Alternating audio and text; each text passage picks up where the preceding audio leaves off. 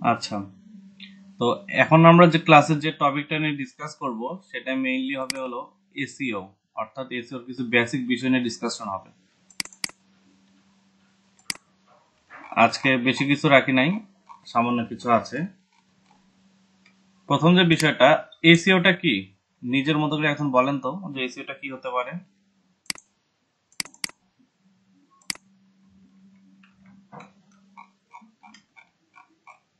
SEO মানে কাকে SEO বলতে পারি আমরা, বা এসইও সংজ্ঞাটা কি হতে পারে?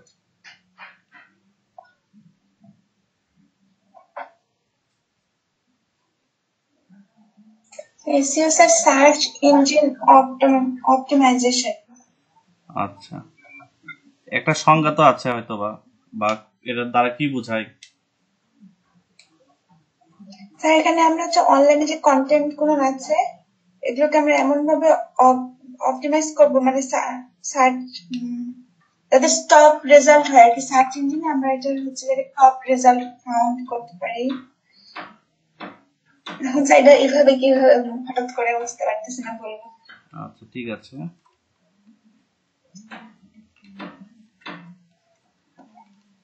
এটার পূর্ণরূপ কি? Search engine optimization. আমি উপর আরেকটা জিনিস লিখছি। ও স্টার। হ্যাঁ, স্যার এটা মিনিংটা তো মনে নাই। আচ্ছা, সার্ফকে বলা হয় হলো, সার্চ ইঞ্জিন রেজাল্ট পেজ। হ্যাঁ, সার্চ ইঞ্জিন রেজাল্ট পেজেস।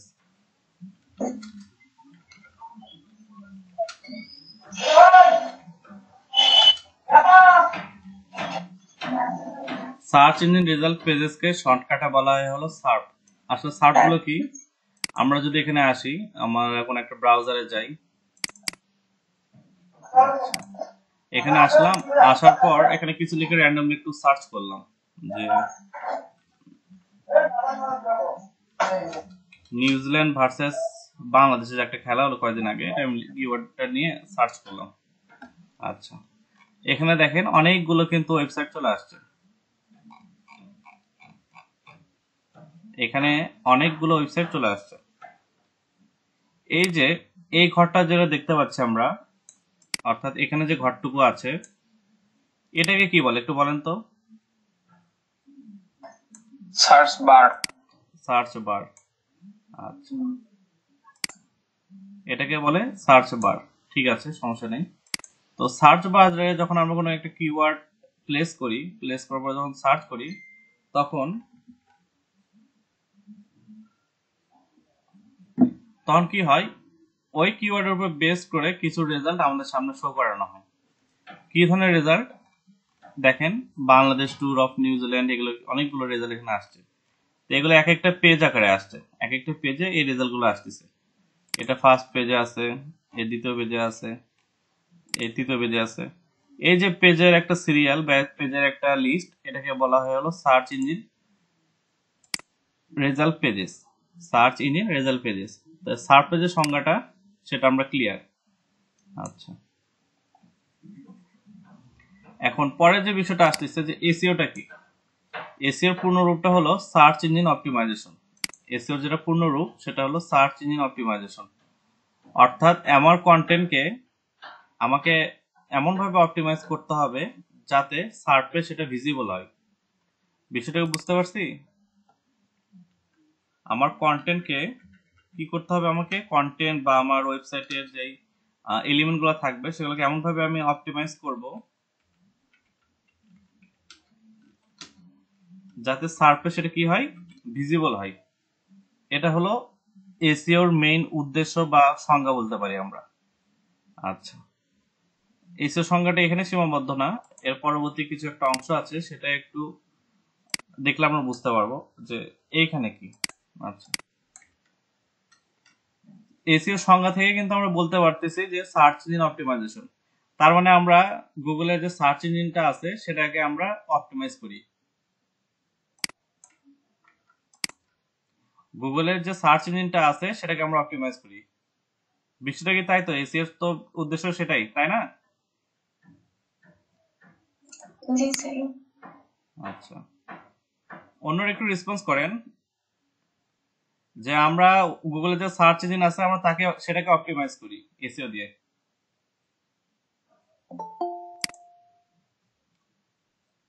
এই কথার সাথে একমত কে কে একটু বলেন। জি না। আচ্ছা, আলহামদুলিল্লাহ। আমরা গুগলে সার্চ ইঞ্জিনকে অপটিমাইজ করি না রে ভাই, সার্চ ইঞ্জিন অপটিমাইজ করার ক্ষমতা আমাদের নাই।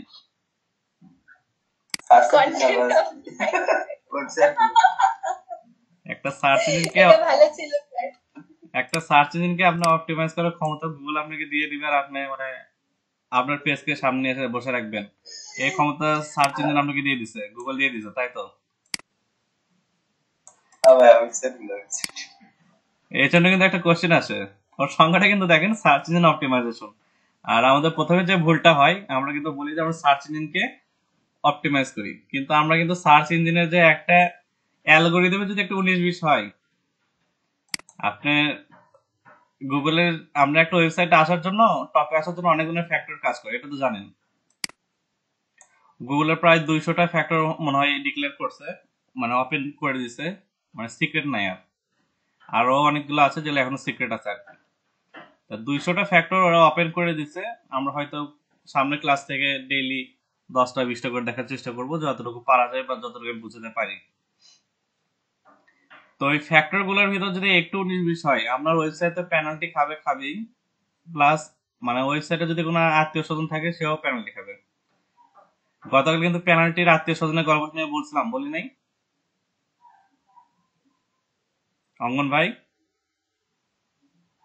পেনাল্টি মানে আপনাকে পুলিশ ধরে নিয়ে যাবে।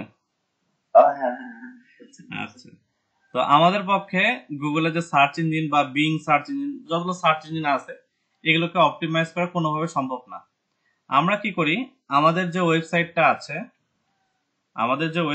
আছে সেটার বিভিন্ন সেগমেন্ট থাকে, এই সেগমেন্ট গুলোকে নিয়ে আমরা কাজ করি। যে সেগমেন্টে যদি আমরা এখানে দেখা যাচ্ছে যে গুগল বলে দিচ্ছে যে আপনার যে ওয়েবসাইটে যে একটা কন্টেন্ট আছে, কন্টেন্টের টাইটেল যেন 70 ঘর, সম্ভবত 70 ঘরের বাইরে যেন না যায়। তারপরে মেটা ডিসক্রিপশনের যে একটা ঘর থাকে, আমরা যদি সার্চ করি, এই যে এখানে লিখতেছি, এই যে এখানে যে লেখাগুলো আছে, আচ্ছা,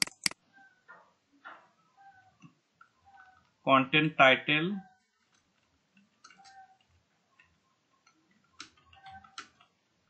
এসইও লেন্থ, আচ্ছা ওকে,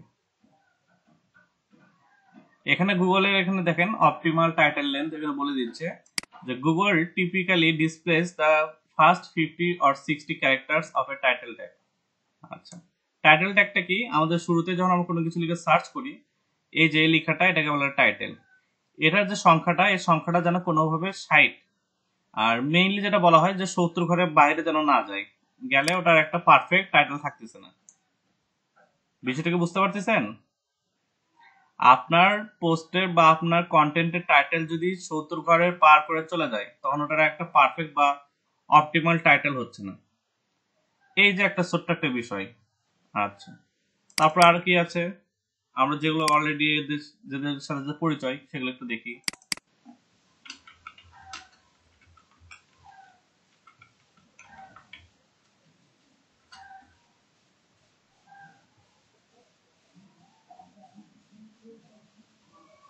আচ্ছা, meta description can be any length but Google generally truncates snippet to 155 থেকে 160 ক্যারেক্টার।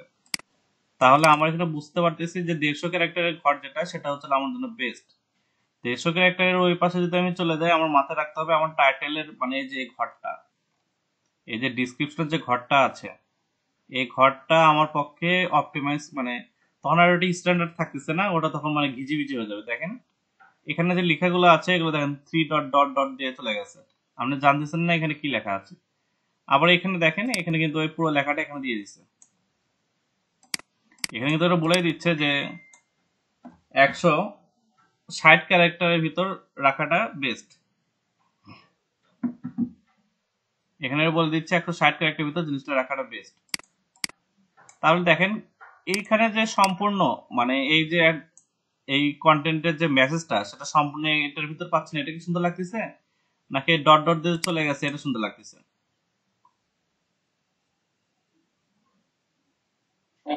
সুন্দর লাগতেছে। আচ্ছা, তো এই একটা বিষয়। তো এটার জন্য বলতেছে যে ঠিক আছে ভাই, তোমরা আরেকটা কাজ করো, তোমরা টাইটেলটা সুন্দর করো।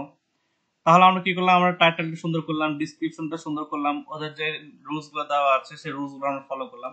এই ফলো করার কারণে আমার ওয়েবসাইটের যে মানে সার্চ ইঞ্জিনে আসার পর যে ইন্ডেক্সিং যে ভিজিবিলিটি আসতেছে এটা সুন্দর লাগতেছে। তখন আমাকে বলতে পারি যে এই যে ছোট ছোট কাজগুলো আমি যে করতেছি, করার কারণে সার্চ ইঞ্জিনের যে ফ্যাক্টর গুলো আছে, যে অ্যালগোরিদমের যে ফ্যাক্টর গুলো দিয়ে দিছে, যে এই ফ্যাক্টর গুলো যদি ফিল আপ হয় তাহলে তোমার পেজকে আমরা সামনে আনার চেষ্টা করব। আর যদি ফিল আপ না হয় তাহলে তোমার পেজ আস্তে আস্তে পিছনে পড়ে যাবে। তো তখন আমার ওয়েবসাইটকে আস্তে আস্তে সার্চ ইঞ্জিনের মতো করে অপটিমাইজ করতেছি, মানে সার্চ ইঞ্জিন যে রুলগুলো দিচ্ছে সেটা ভাবে অপটিমাইজ করতেছি কাকে, আমার ওয়েবসাইটকে না গুগলকে? Google website. আচ্ছা, আমরা আমাদের ওয়েবসাইটকে অপটিমাইজ করতেছি। এই যে অপটিমাইজ করতে করতে একটা সময় দেখবেন আপনার ওয়েবসাইটটা কোথায় চলে আসবে, ফ্রন্ট পেজে চলে আসবে। সেটা হতে পারে আপনার কোন একটা কিওয়ার্ড উপর বেস করে, এক না এক সময় দেখবেন ওটা ফ্রন্ট পেজে চলে আসবে। এখানে আরো কিছু লিমিটেশন আছে, ওটা আমরা পরে এক সময় ডিসকাস করব। কিন্তু মানে এই যে একটা কোশ্চেন যে আমরা সার্চ ইঞ্জিনকে অপটিমাইজ করি নাকি ওয়েবসাইটকে অপটিমাইজ করি, সেটার অ্যান্সার আজকে থেকে হয়তোবা দিবেন। স্যার আমরা কোনোভাবেই কোনো ওয়েবসাইটকে অপটিমাইজ করি না, আমরা সার্চ ইঞ্জিনকে অপটিমাইজ করি, তাই তো? জি ভাই। আবার যেভাবে বললেন।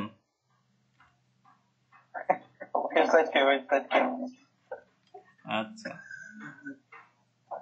এর পরবর্তী যে বিষয়টা আছে সেটা হলো যে মানুষ এর ভিতরে একটা মানে ভ্রান্ত ধারণা থাকে যে সার্চ ইঞ্জিন কোনটা ব্রাউজার কোনটা, এটার ভিতরে একটা কনফিউজ করে ফেলে। একটা গল্প বলি। আপনি একজনকে বললেন যে গুগলে সার্চ কর। আমরা কিন্তু এখন কথায় কথায় বলি যে ভাই এটা পারতেছি না, ভাই ওটা পারতেছি না। আমাদের একটা কথা কিন্তু এখন মুখে চলে আসছে যে গুগলে সার্চ কর। এখন মানুষের ভিতরে একটা কনফিউশন চলে আসছে যে গুগল কোনটা, এটা গুগল নাকি এটা গুগল। বিষয়টাকে বুঝতে পারছেন আমি কি বলতে চাচ্ছি? এটা গুগল নাকি এটা গুগল, এটার ভিতর মানুষের ভিতরে একটা পার্থক্য মানে কনফিউশন চলে আসছে। এই দুটোর তো পার্থক্য কি, এটা আর এটার ভিতর?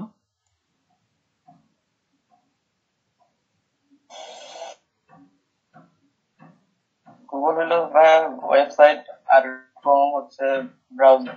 আচ্ছা, মানুষের ভিতর একটা কনফিউশন কাজ করে যে মানে ব্রাউজারই হয়তো বা সার্চ ইঞ্জিন বা সার্চ অপারেটর যেটাই হোক, কিন্তু পার্থক্যটা হলো যে ব্রাউজার একটা ভিন্ন জিনিস, এটা একটা মানে সফটওয়্যার বা একটা আমাদের বলতে পারি এটা কি একটা টুল, যে টুল ইউজ করে আমরা সার্চ অপারেট পর্যন্ত পৌঁছাতে পারবো। অর্থাৎ ব্রাউজার হচ্ছে একটা টুল বা একটা সফটওয়্যার যেটা আমরা ইউজ করব, করার পর সে ব্রাউজারের উপর কেন্দ্র করে আমরা কোথায় পৌঁছাবো, সার্চ ইঞ্জিন বা সার্চ অপারেটরে। তো এটা হচ্ছে এদের ভিতরে মেইনলি পার্থক্য। আচ্ছা, ব্রাউজারের কি সার্চের উপর কোনো ইমপ্যাক্ট থাকে কি থাকে না? থাকে না দিদি। আচ্ছা, অন্য কেউ? থাকে না ভাই। আচ্ছা, আচ্ছা ঠিক আছে, আপনাদের কোশ্চেনটা তোলা থাকলো, আমি একটু পরে ডিসকাস করতেছি। কিওয়ার্ড এবং এসইও এর ভিতর রিলেশনটা কি, নিসাপও বলবেন। কিওয়ার্ডের সাথে এসইও এর রিলেশনটা কোথায়? স্যার রিলেশন আছে তো। স্যার হ্যাঁ বলেন, যে কোনো একজন বললে হবে। বলেন তন্ময় ভাইয়া। না নিসাবু আপনি বলেন, আপনি বেশি পারবেন বলতে, ভালো বলেন। আচ্ছা বলেন, একজন বলেন।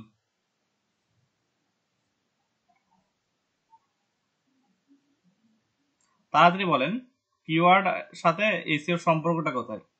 স্যার এটা মেইনলি র্যাঙ্কিং এ হচ্ছে যে র্যাঙ্কিং এর সাথে এটা মেইনলি রিলেটেড।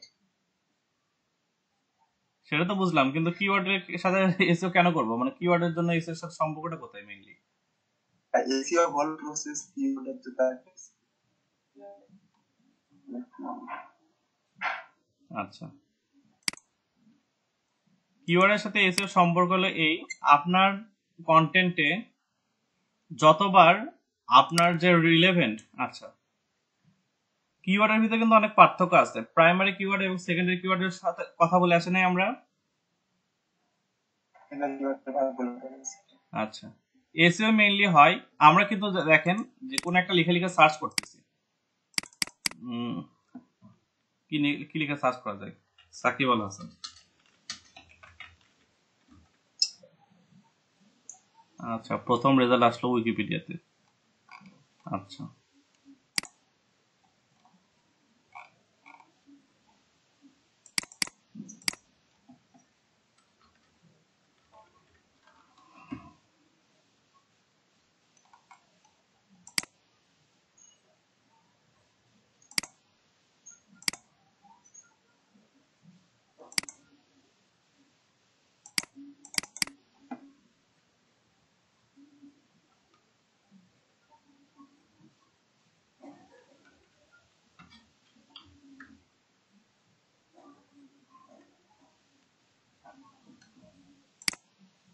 আচ্ছা, এখানে আমি কি লিখছি?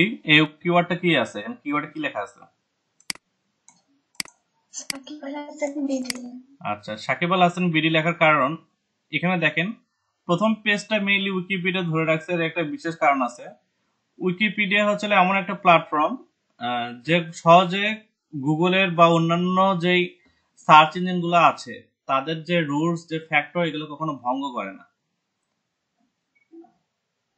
উইকিপিডিয়া কখনো আপনার অন্যান্য ওয়েবসাইটের মতো রুলস বা এই যে ফ্যাক্টর গুলো আছে যেগুলো সার্চ ইঞ্জিন থেকে প্রোভাইড করা হয় অপটিমাইজ করার জন্য, সেটা কোনো ভঙ্গ করে না।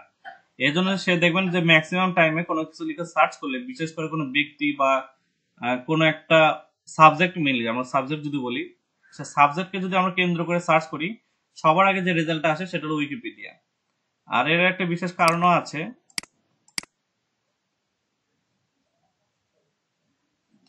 সেটা আমি দেখাচ্ছি। লিঙ্কিং তো বুঝেন, আমরা মনে হয় লিঙ্কিং নিয়ে একটা ডিসকাশন করছিলাম আমরা যেদিন ওয়ার্ডপ্রেসে একটা পোস্ট পাবলিশ করি আর কি। হ্যাঁ, এখানে প্রচুর লিংক করা থাকে। আর উইকিপিডিয়াতে দেখবেন যে প্রচুর পরিমাণে লিঙ্ক করা আছে, এন্ড সেই লিঙ্ক গুলো কোনো না কোনো ভাবে নিজের ভিতরে সীমাবদ্ধ, মানে ইন্টারলিঙ্কটা এদের ভিতরে খুবই বেশি। এই যে ইএসপিএন এ ক্লিক করলাম, দেখেন এখান থেকে হয়তো আমাকে ইএসপিএন এর যে ইয়েটা আছে, ওটা কি বলে, উইকিপিডিয়ার সাইটটা আছে, সেখানে নিয়ে যাবে। এই যে espn.com এ নিয়ে আসলো। এখান থেকে যদি আমি আবার চেক করি যে সসারে ক্লিক করি, দেখা যাচ্ছে সসারে নিয়ে যাচ্ছে আমাকে।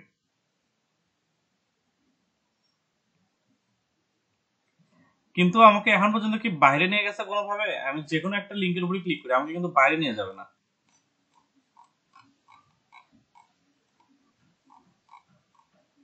যে কোনো একটা লিঙ্কে ক্লিক করি, আমি একদম শেষের দিকে আসার পরে একটা লিঙ্কে ক্লিক করলাম,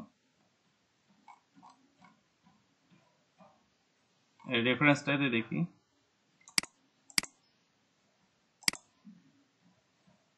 এখানে আসে ওরা, দেখেন রেফারেন্সে আসে দিচ্ছে, লিঙ্ক দিচ্ছে, কিন্তু ওদের যে কন্টেন্টের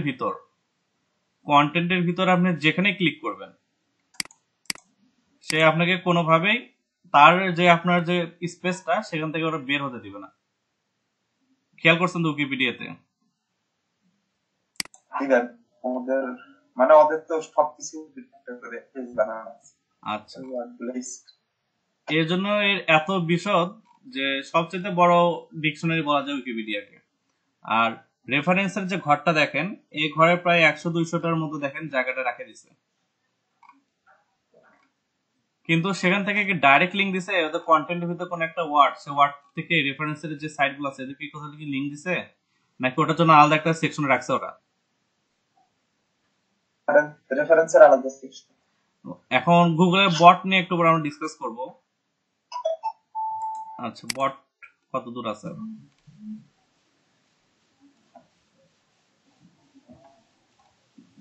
গুগল বট, আচ্ছা একটু পরে বট নিয়ে ডিসকাস করব। আচ্ছা, তাহলে এখানে এটা মাথায় রাখেন যে উইকিপিডিয়া কখনো বাইরে কোনো ওয়েবসাইটকে সচরাচর লিঙ্ক দিতে চায় না তাদের মেইন কন্টেন্টের আন্ডারে। এর কারণটা হলো, এতে আমি তো বলছিলাম যে যদি আপনার যাকে আপনি লিঙ্ক দিচ্ছেন সে যদি কোনো একটা নিয়ম ভঙ্গ করে, আপনার ওয়েবসাইটটা হলুদ কার্ড খায় যাবে। আর আপনার ওয়েবসাইটে যদি আগে থেকে কোনো একটা ছোট্ট একটা ভুল থাকে, ওই যে লাল কার্ড খাইছে, ওই লাল কার্ডের সাথে আপনিও লাল কার্ড খাবেন। আচ্ছা, এটা হচ্ছে লিঙ্কিং এর একটা সমস্যা। তো যেটা আমি দেখাচ্ছিলাম যে কিওয়ার্ডের সাথে আমাদের একটা মানে ওয়েবসাইটের সম্পর্কটা কি। তো উইকিপিডিয়ার বিষয়টা এক্সেপশনাল, ওকে বাদ দিলাম। আমাদের দ্বিতীয় পেজ যেটা, সেটা কোন চ্যানেল দেখতে পাচ্ছেন এখানে, কোন কোন সাইটের নাম আছে, ESPN। প্রথমটা উইকিপিডিয়া দখল করছে, সমস্যা নেই, উইকিপিডিয়া দখল করার বিভিন্ন কারণ আছে। কিন্তু আমি যখন সাকিব আল হাসান বিডি লিখলাম, তখন দেখেন এখানে দ্বিতীয় যে অপশনটা, দ্বিতীয় ঘরটা, সেটা ESPN দখল করে বসে আছে। আচ্ছা ঠিক আছে, সমস্যা নাই। আর আমি ওর পাশে লিখলাম বিডি ক্রিকেটার, এখন কি দ্বিতীয় জায়গাটা ESPN দখল করে বসে আছে? না ব্যাংক ক্রিক বাস কিন্তু তখন দখল করে ফেলতেছে। কিওয়ার্ডটা কিন্তু অনেক কাছাকাছি, জাস্ট একটা ওয়ার্ডের কম বেশির কারণে দেখেন চেঞ্জ হয়ে যাচ্ছে। তো আমি যদি এখন লিখি যে সাকিব আল হাসান, প্রথম যে কিওয়ার্ডটা লিখে সার্চ করছি, এখানে দেখেন আমি যদি পেজগুলো ধরি, তাহলে আমার এখানে দ্বিতীয় পেজ আবার দেখেন কে দখল করছে এই কিওয়ার্ডের উপর, ESPN।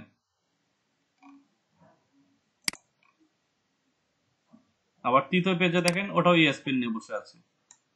প্রথম দুটোর ক্ষেত্রে কিন্তু দেখলাম যে ক্লিক বাজ আছে, কিন্তু এখানে আসে দেখেন এখানে আবার ESPN এসে দখল করছে। তাহলে একটা কিওয়ার্ডের উপর ভিত্তি করে একটা ওয়েবসাইটকে র্যাঙ্কিং করানো যায়। এটাই হচ্ছে হলো বিষয়, যে কিওয়ার্ড এবং হচ্ছে একটা ওয়েবসাইটের ভিতরে সম্পর্ক, বা সার্চের সাথে একটা ওয়েবসাইটের সম্পর্ক আছে। এটা আমি এখানে বোঝাতে চাইলাম যে কিওয়ার্ড এন্ড এসইওর একটা রিলেশন আছে। আপনার কিওয়ার্ডের উপর ভিত্তি করে আপনার একটা ওয়েবসাইটকে আপনি র্যাঙ্কিং করাবেন, এটা হচ্ছে বিষয়। আচ্ছা, এখানে কিছু আবার, এটা হচ্ছে রিলেশনের বিষয়। আবার এখানে চলে আসে একটা ডিসঅ্যাডভান্টেজের বিষয়। এগুলো হয়তো ফ্যাক্টরে গিয়ে আমরা আবার আলোচনা করব। তারপরে এখন বলতেছি যে আমরা কিন্তু কিওয়ার্ডের ইন্টেনশন নিয়ে কিন্তু আমরা ক্লাস করছিলাম একটা, যে একটা কিওয়ার্ড যদি আমরা কোনো কিছু কিনি, সেক্ষেত্রে একটা কিওয়ার্ড হয়ে থাকে। আবার আমরা যদি একটা কিওয়ার্ডের কোনো তথ্য নিতে যাই, সেটার জন্য আলাদা একটা কিওয়ার্ড হয়ে থাকে।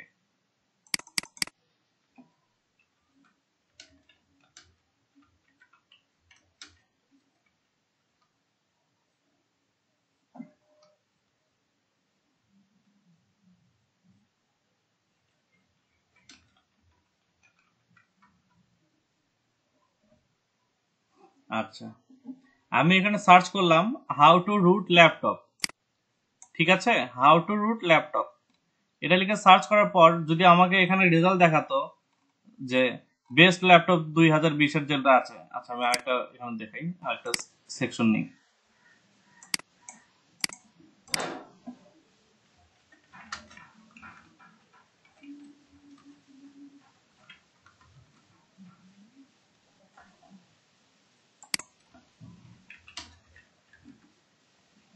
আচ্ছা, এখানে দেখেন আমি লিখলাম যে best laptop under 30,000 in Bangladeshi টাকা, বা যেটাই হোক। এখানে লেখার কারণে এখানে একটা প্রথম যে সাইটটা আমার সামনে পড়লো সেটা ছিল স্টারটেক। আর এখানে যে সাইটটা পড়লো আমার সামনে সবার আগে, ইউটিউব বাদে দ্বিতীয় অংশ কি আছে, কোরাক। আচ্ছা, কোরাকে বাদ দিই, আমরা কোনো একটা ওয়েবসাইট কিনে, হ্যাঁ, kingoapp.com। আচ্ছা, এখানে পড়লো হলো স্টারটেক, আর এখানে পড়লো কিঙ্গো অ্যাপ, এরকম দুটো ওয়েবসাইট আমার সামনে পড়লো। আচ্ছা, তো হাউ টু রুট ল্যাপটপ এই কিওয়ার্ডকে কেন্দ্র করে যদি স্টারটেকের অ্যাড আসতো, যে এখানে যে অ্যাডটা আসছে বা তাদের যে প্রমোশনটা এখানে করতেছে তাদের প্রোডাক্টের, তাহলে মানুষের কেনার সম্ভাবনা বেশি না কম?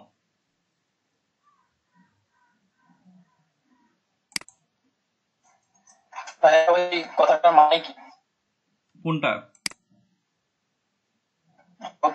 ল্যাপটপ ল্যাপটপের কিছু সমস্যা থাকে, তখন ল্যাপটপকে রুট করা লাগে আর কি। ওই ভিতরে যে একদম কোর পয়েন্ট থেকে সবকিছু আবার ঠিক করে নেওয়া লাগে।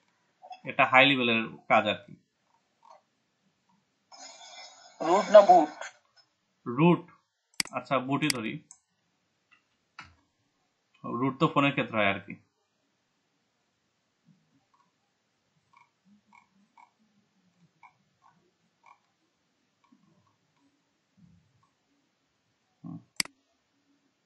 আচ্ছা, আমার কিওয়ার্ড হলো এটা, আমি যে কিওয়ার্ডটি ইউজ করতেছি এটা হচ্ছে আমার কিওয়ার্ড।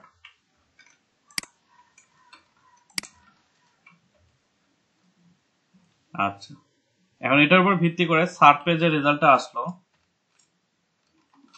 দুটো রেজাল্ট আসলো।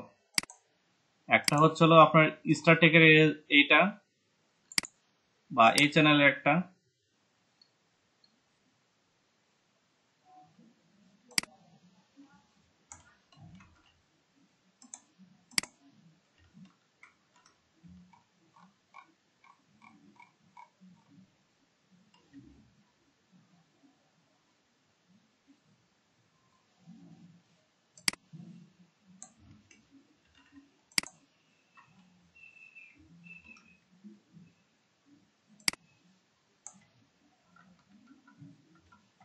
এটা একটা আসলো, আর আরেকটা আসলো হলো এটা।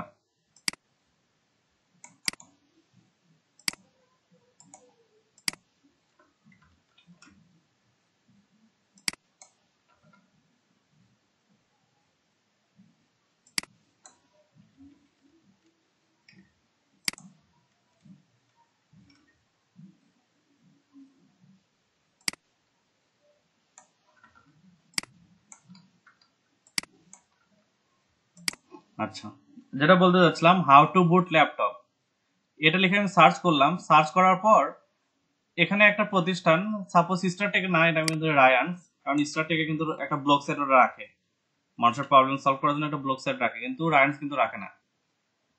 তো এই কিওয়ার্ডের উপর ভিত্তি করে আমি চাইলাম যে আমার একটা রেজাল্ট আসুক। এই কিওয়ার্ড লিখে যখন আমি সার্চ করবো, সেক্ষেত্রে একটা বিষয় কিন্তু মাথায় রাখতে হবে, এক্ষেত্রে কি আমার কাছে ল্যাপটপ আছে কি নাই। হাউ টু বুট ল্যাপটপ যখন আমি লিখছি, তখন আপনার মানে ওই অডিয়েন্সের কাছে ল্যাপটপ থাকার সম্ভাবনা কত পার্সেন্ট, না থাকার সম্ভাবনা কত পার্সেন্ট।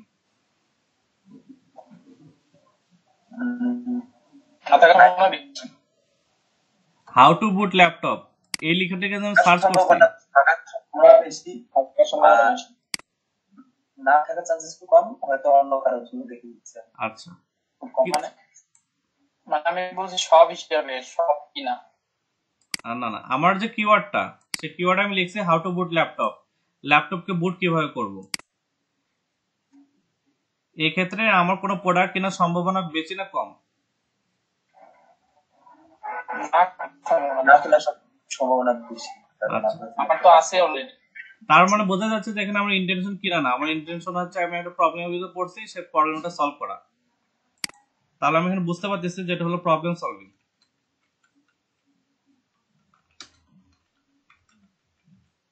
আচ্ছা, এটা হচ্ছে একটা বিষয় যেটা হলো প্রবলেম সলভিং, এটা হচ্ছে আমার এই কিওয়ার্ডের ইন্টেনশন। এখন এটা লিখে সার্চ করার পর স্মল বিজনেস সে আমাকে একটা সলভ দিচ্ছে, স্মল বিজনেস সে আমাকে একটা সলভ দিচ্ছে। আচ্ছা, আর রায়ান্স.com সে আমাকে একটা ল্যাপটপ অফার করতেছে, সে আমাকে ডাইরেক্ট একটা ল্যাপটপ অফার করতেছে।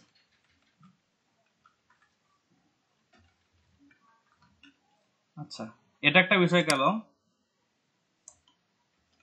আর আরেকটা বিষয় হতে পারে, আচ্ছা এটা নিয়ে দিলাম হচ্ছিল গুগল সার্চ, আর এরপরের অংশে যাই, বিং সার্চ।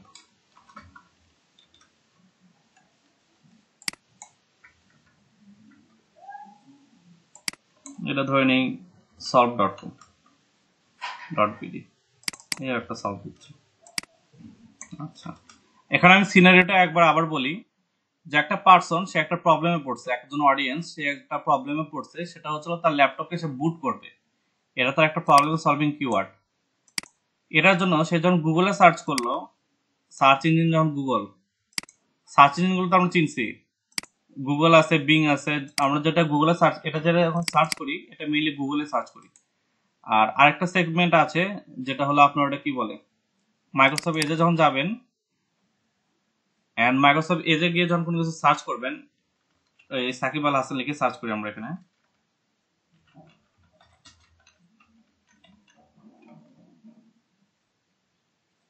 হিন্দি। তখন যেটা আসবে সেটা মেইনলি হবে বিং থেকে সার্চ আসবে। দুটো সার্চ রেজাল্টের ভিতর পার্থক্য থাকার সম্ভাবনা হিউজ। হয়তো বা উইকিপিডিয়া প্রথম পেজ দখল করে বসে থাকবে, কারণ উইকিপিডিয়ার কথা সবাই করবে।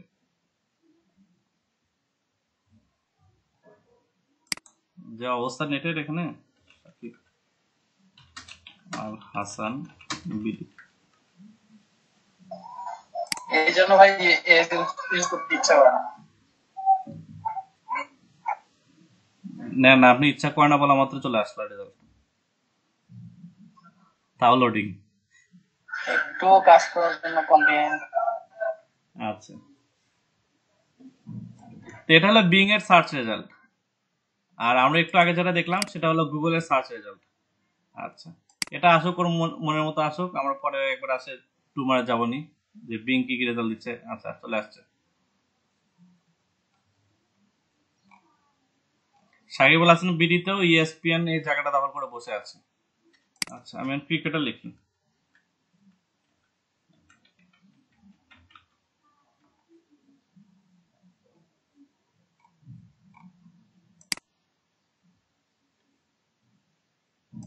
ক্রিকেটার বানান ঠিক আছে কি?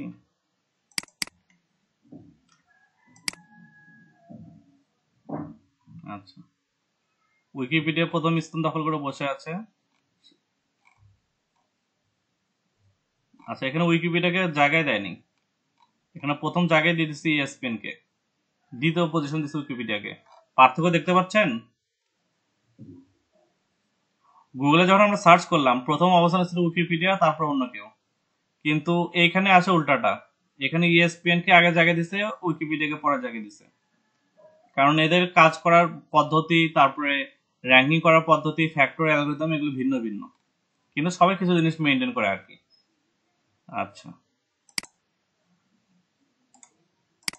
তো আমরা এটা যে কারণে দেখলাম যে গুগলে আমরা সার্চ করলাম একটা রেজাল্ট আসবে, বিং এর সার্চ করলে ভিন্ন একটা রেজাল্ট আসবে, এটাই স্বাভাবিক, কারণ দুটার সার্চ ইঞ্জিন অ্যালগরিদম ভিন্ন ভিন্ন, দুটারই সার্চ ইঞ্জিন অ্যালগরিদম ভিন্ন ভিন্ন।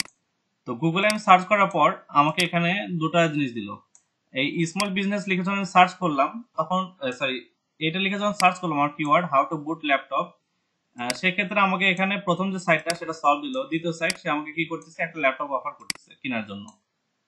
আবার বিং এ গিয়ে যখন আমি সার্চ করলাম, সেক্ষেত্রে সে প্রথম যে সাইটটা দিল সেটা আমার সলভ ছিল, দ্বিতীয় যে সাইটটা দিল সেটা তো সলভ ছিল।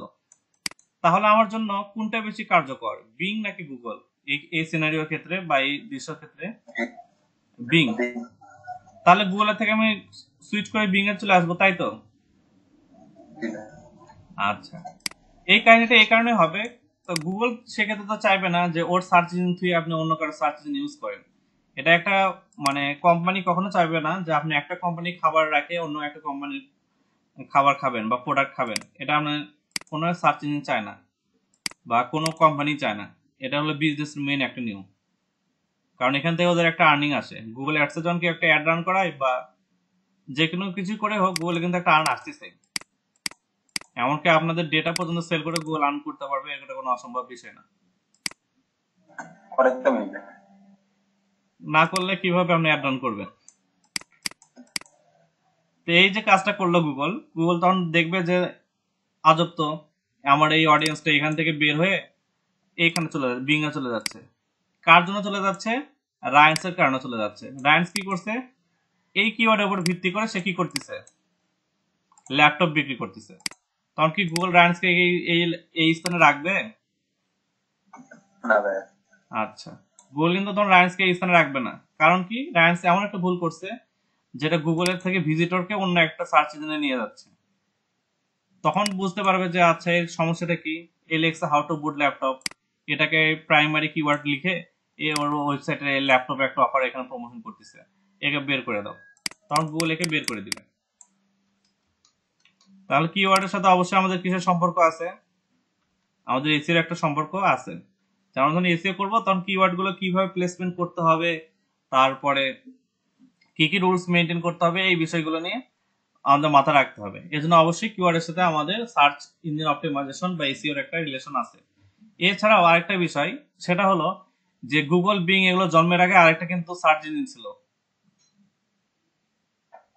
ইয়াহু। ইয়াহু.কম। ইয়াহু.কম কিসের জন্য আস্তে আস্তে পিছনে পড়ে গেল বলেন তো? ওরা অডিয়েন্সের বা মানে গুগলের ক্ষেত্রে যে বিষয়টা হয়, গুগলের একটা সংজ্ঞায় আছে, আমরা যেটা একটু পরে দেখতাম। আমরা এখানে দেখি যে আচ্ছা, এটা যখন আমরা হোয়াইট হ্যাট এসইও সম্পর্কে একটু জানবো তখন আমরা এই বিষয়ে ডিসকাস করবো। বাট গুগল একটা কথা বলছে যে ভাই তুই র্যাঙ্কিং নিয়ে ভাবিস না, তুই যদি আমার অডিয়েন্সকে তাকে পারফেক্ট ভাবে দিতে পারিস, সার্ভিস দিতে পারিস, তোকে র্যাঙ্কিং দেওয়ার দায়িত্ব আমার। এটা হচ্ছে গুগলের কথা। আর ইয়াহুর ক্ষেত্রে ইয়াহু যে সমস্যা করছিল বা তখন ওই জিনিসগুলো এতটা আপডেটেড ছিল না, সে কি করতো, যাকে তাকে র্যাঙ্কিং দিত, যাকে তাকে সে কি করতো র্যাঙ্কিং দিত। আমরা যখন ওই হোয়াইট হ্যাট এসইও নিয়ে গল্প করতে যাব তখন আমরা গুগল এবং ইয়াহুতে একটা এক্সাম্পল তুলে ধরবো যে গুগল কি কারণে সামনে আসতে পারছে বা আগে আসছে, ইয়াহু কি জন্য আগে আসতে পারেনি। যাকে তাকে যখন আপনি ইয়াহু সামনে দিচ্ছিল তখন ভিজিটররা বা অডিয়েন্সরা এখানে এসে সার্চ করে দেখতেছিল যে আচ্ছা এই রেজাল্ট তো আমার কাজের না। আমার হয়তো সার্চ দুই একদিন হয়তো সহ্য করে দেখলেন যে ইয়াহু এরকম রেজাল্ট দিচ্ছে, পরে গুগলে দিয়ে যখন সার্চ করা শুরু করলেন দেখলেন যে আমরা যে রেজাল্ট আসুক সেটা আপনার কোনো কোনো প্রয়োজনীয়। তখন আস্তে আস্তে মানুষ ইয়াহু ছেড়ে গুগলের দিকে মুভ করা শুরু করছে। এটাই ছিল না স্যার, ইয়াহু কিন্তু একটা বিরাট একটা সাম্রাজ্য দখল করে বসেছিল, কারণ নেট দুনিয়া তখন মানে গুগল বলতে কিচ্ছু ছিল না, যেদিকে যাবেন সেদিকে ইয়াহু। মানে ইয়াহু এদেরকে ব্যবসা শিখাইছে, তারপর নিজেই লক খাইছে। হ্যাঁ, ইয়াহু নিজেই কিন্তু মানে 90 দশকে 70-80 বা 90 দশক, মেইনলি 90 দশক মানে ইয়াহুর যাত্রা শুরু হয়, আর 90-এর শেষে গুগল সার্চ ইঞ্জিনের যাত্রা শুরু হয়, আর বিং এর যাত্রা শুরু হয় সম্ভবত 2007 সালের ওইদিকে। ইয়াহু তখন ওদের যে মেইনটেইন যে বিষয়টা যে কিভাবে একটা সার্চ ইঞ্জিন র্যাঙ্কিং করানো হয় ওই নিয়মগুলোতে প্রচুর মিস্টেক করতো, আর এই মিস্টেক থেকে থেকে এই মিস্টেক গুলো শিখে শিখে কিন্তু আজকে গুগল এত দূর আগে আসছে। আচ্ছা, গুগল ক্রোমের হিস্ট্রি জানেন কি আপনারা? গুগল ক্রোম জন্মের না ভাই, আচ্ছা, বলবো নাকি ক্লাস কন্টিনিউ করবো, কোনটা? বড় না হলে বলেন। আচ্ছা, তো মানুষ যখন দেখলো যে এরকম ভালো একটা সলিউশন গুগল সার্চ আমাকে দিতে পারছে না, বিং সার্চ আমাকে ঠিক মতো দিতে পারছে, মানুষ তখন বিং এর দিকে মুভ করবে, এটাই স্বাভাবিক। তো এই কারণে গুগল যে জিনিসটা করে সেটা হলো যে যারা ওনাদের ফ্যাক্টর বা অ্যালগোরিদম মেনটেন করে না তাদেরকে ওরা সার্চ ইঞ্জিন র্যাঙ্কিং পেজ থেকে সরাই দেয়, যে ভাই তোকে আমার লাগতেছে না, তোর জন্য আমার কাস্টমার হারানো যাবে না। এটা হলো কিওয়ার্ড এবং হচ্ছে হলো আপনার ওটা কি বলে এসইও এর একটা সম্পর্ক। এসইও এর পারপাসটা কি? এসইও এর পারপাসটা কি, হোয়াই এসইও, এটা আমরা পরে দেখতেছি, হাউ এসইও ওয়ার্ক এটা পরে দেখতেছি। এখন চলে আসি গুগল বটসে।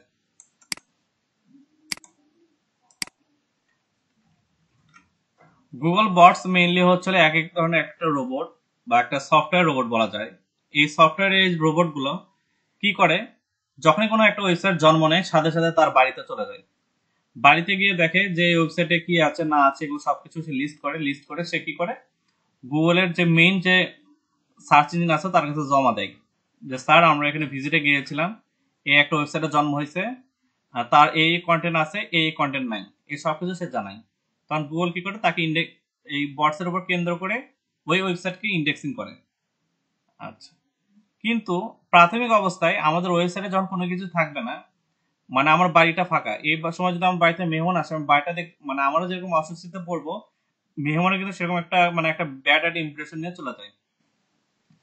তো এই জন্য যখনই কোনো ওয়েবসাইট খোলা হয় তখন একটা টার্ম ইউজ করা হয় রোবট টিএক্সটি, যেটা আমরা যেদিন অন পেজ এসেও দেখবো সেদিন এই বিষয়ে ডিসকাস করবো ডিটেলসে।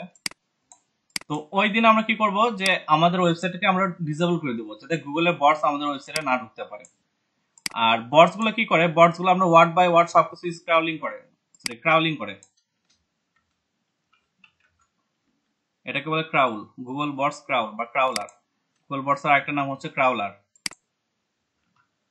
আরেকটা নাম হলো স্পাইডার। এটা বিভিন্ন নামে আমাদের সামনে আসতে পারে, গুগল বটস এর নামে আসতে পারে, ক্রাউলার নামে আসতে পারে, কিংবা স্পাইডার নামে আসতে পারে। তো এরা কি করে ওয়ান বাই ওয়ান প্রত্যেকটা ওয়ার্ড মানে রোবট যেভাবে দেখে আর কি সেগুলো দেখে, তারপর ওদের নিজের যে অ্যালগোরিদম গুলো আছে সেগুলোর সাথে ম্যাচ করায়। যদি অ্যালগোরিদমের সাথে আপনার এই কন্টেন্টের ফিচার গুলো যদি মিলে যায় তাহলে ঠিক আছে, আপনার ওয়েবসাইটের কন্টেন্ট গুলো পারফেক্ট, আপনাকে ইন্ডেক্সিং করতে দেওয়া হলো। আর যদি দেখতেছে মিলতেছে না, তারপর আপনি কোনো একটা রুল ব্রেক করছেন ছোটখাটো, এগুলো করলে আপনার র্যাঙ্কিং ফ্যাক্টর উপরে তো উঠতে পারবেন আর পিছনে থাকবেন অনেক সময় দেখা যাচ্ছে যে র্যাঙ্কিং পেজ থেকে আপনি হারিয়ে যাচ্ছেন। এই যে জিনিসগুলো থাকে এগুলো মেইনলি মেইনটেইন করে হলো গুগল বটস। আর একটু আগে যেটা বললাম না যে মানে কিওয়ার্ডের সাথে আপনার এসইও রিলেশন আছে কিনা, তারপরে আপনি কি পরিমাণ কিওয়ার্ডের ইউজ করছেন, মেইন কিওয়ার্ডে কতটুকু জায়গা রাখছেন, মেটা ডিসক্রিপশনে কতটুকু জায়গা রাখছেন, এই যে হিসাব বা এই যে অডিট গুলো করে, এই অডিটটা করে গুগলের একটা সফটওয়্যার বা একটা টুল যার নাম হলো গুগল বটস। আচ্ছা, এই বটসটা কিভাবে কাজ করে, এই বটসটা এখানে কিভাবে কাজ করে এখানে সেই বিষয়টা বলা আছে। গুগল বটসটা আপনার ওয়েবসাইটে আসবে, প্রথমে আসে দেখবে যে আপনার এই ওয়েবসাইটে যে ডেটাগুলো আছে প্রত্যেকটা ওয়ান বাই ওয়ান অ্যানালাইজ করবে। এটা কখন, যখন আপনি নিজে থেকে পারমিশন দিলেন, আপনার ওয়েবসাইট রেডি, আপনার ওয়েবসাইটটা জন্ম নিল, ঠিক আছে, জন্ম নেওয়ার পর কিছুদিন গেল, যাওয়ার পর আপনি এখানে নিয়মিত কন্টেন্ট পাবলিশ করা শুরু করলেন। যখন আপনার ওয়েবসাইটে কন্টেন্ট থাকবে তখন যদি মানে গুগল বটস আসে তখন তো আপনার কোনো সমস্যা নেই। ফাঁকা অবস্থায় যদি আপনার ওয়েবসাইটে গুগল বটস আসে সেক্ষেত্রে সমস্যা আছে। ফাঁকা ঘরে মেহমান আসে দেখতে কেমন লাগে, কিন্তু যখন আপনার ঘরে দেখতেছেন যে একটু মানে দু একটা কন্টেন্ট আছে, এই সময় যে গুগল বটস আসে তখন আপনার ওয়েবসাইটটা মানে ইন্ডেক্সিং করতে বা এই বিষয়গুলো করতে আপনার সমস্যা হবে না। তো আপনি কয়েকটা পোস্ট করলেন, সাপোজ আপনি 4টা পোস্ট করছেন, 4টা পোস্ট করার পর আপনার ওয়েবসাইটকে আপনি কি করলেন, ইনেবল করে দিলেন যে হ্যাঁ এই সময় এখন গুগল বটস এখন আসতে পারবে আপনার ওয়েবসাইটে। এই বিষয়টা আপনি জানাই দিলেন যে ঠিক আছে গুগল বটস তুমি এখন আসতে পারো, আমার ওয়েবসাইটটা দেখো। তো গুগল বটস আসলো, আসার পর কি করলো, আপনার যে পোস্ট গুলো আছে প্রত্যেকটা পোস্ট কি করলো, অ্যানালাইজ করলো। অ্যানালাইজ করার পর সে দেখলো যে কি কি ধরনের ডেটাগুলো সে পাইলো, তারও তো একটা ডেটার একটা বিষয় আছে, সে ডেটাগুলো পাইলো। তো ঠিক আছে, সে ডেটাগুলো পাওয়ার পর তার যে মানে একটা ডেটাবেজ আছে, সেই ডেটাবেজের সাথে আপনার ডেটাগুলো ম্যাচ করলো, যে কি কি ডেটাবেজের যে ডেটাগুলো আছে সেই ডেটাগুলো কি টাইপের ডেটা, তারপরে এর রুলস কি কি মেনটেন করছে, এই যে যেটা আমাদের তৃতীয় টার্ম। সেই যে গুগলের যে ফ্যাক্টর গুলো আছে যেটার উপর ভিত্তি করে আমরা একটা গুগলের আচ্ছা অ্যালগোরিদম যে ফ্যাক্টর গুলো আছে যেটার উপর ভিত্তি করে একটা ওয়েবসাইট ওঠানামা করে, সেটার সাথে সে ম্যাচ করে দেখলো আসলে কি এটার সাথে ম্যাচ করতেছে এই ফ্যাক্টর গুলোর সাথে। যদি দেখে হ্যাঁ ম্যাচ করতেছে, তখন যে ভালো, ঠিক আছে আমরা পরবর্তী টপিকসে মুভ করি, সেটা হলো রিলেভেন্ট কনটেক্সট। বর্তমান চলে যাবে রিলেভেন্ট কনটেক্সট, অর্থাৎ কি কি রাখছে, ওই যে একটা কিওয়ার্ড দিছে, কিওয়ার্ডের সাথে তো কেউ সম্পর্ক আছে, একটা টাইটেল দিছে, সে টাইটেলের সাথে পোস্টের কোনো সম্পর্ক আছে, একটা ইমেজ দিছে, ইমেজের সাথে সম্পর্ক আছে, এই করে করে একটা ওয়েবসাইটে যে ডেটাগুলো থাকে সবগুলোর ভিতরে যে একটা রিলেশন আছে সেই রিলেশন গুলোই চেক করবে। চেক করার পর যদি দেখে সবকিছু ঠিক, তখন গুগল বট চলে যাবে সার্চ ইঞ্জিনের কাছে যে আমি এই ওয়েবসাইটটা ভিজিট করলাম, ভিজিট করার পর দেখলাম এই ওয়েবসাইটে সবকিছু ঠিকঠাক আছে, তখন সেই ওয়েবসাইটটা র্যাঙ্কিং পাবে। বিষয়টা কি বুঝতে পারছেন? আচ্ছা, একটু ডিফিকাল্ট, আমি আরেকবার বুঝিয়ে দিচ্ছি। আপনি একটা পোস্ট করলেন, পোস্টের প্রত্যেকটা লাইন বাই লাইন, পোস্টের প্রত্যেকটা লাইন কি করতেছে, ভিজিট করতেছে। আচ্ছা,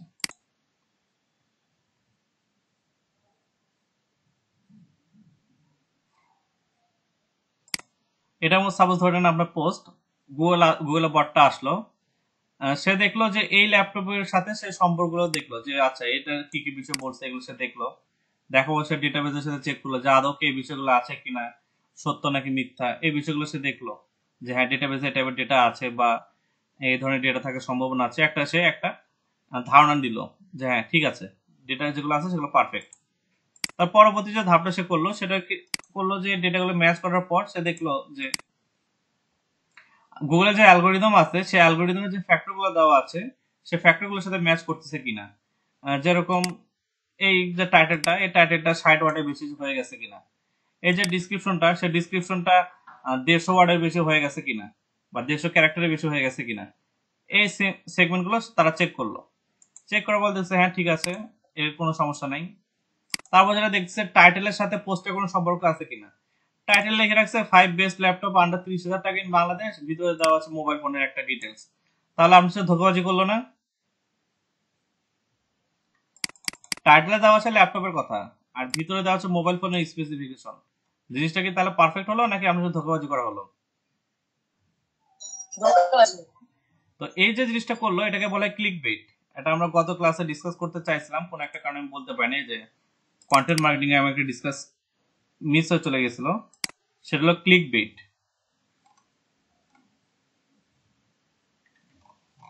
এই যে এই টার্মটা, যে আপনি টাইটেল ডিসক্রিপশনে এমন কিছু রাখলেন এবং আপনার পোস্টের ভিতরে গিয়ে দেখা গেল জিনিসটা নাই, তখন সেটাকে বলা হয় ক্লিক বেট।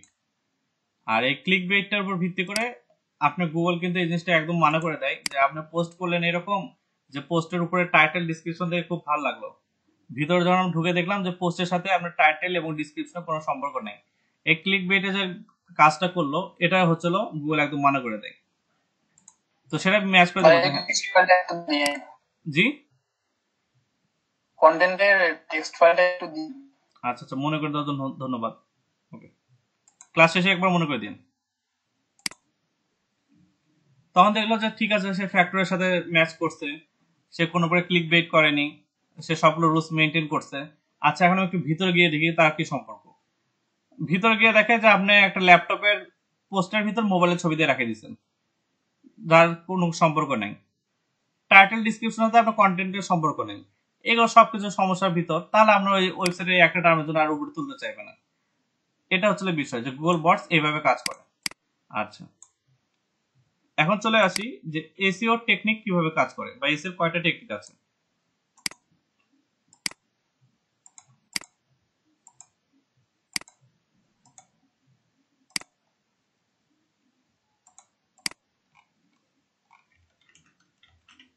এসইওর মেইনলি তিনটা টেকনিক আছে, তিনটা টেকনিক বা স্ট্র্যাটেজি, যেটা করে একটা ওয়েবসাইটকে মানে টপে নিয়ে আসা যায়। এক নম্বর সেটা হচ্ছিল ব্ল্যাক হ্যাট। যেখানে দেখবেন ব্ল্যাক হ্যাট তখনই বুঝবেন এর ভিতর কি আছে।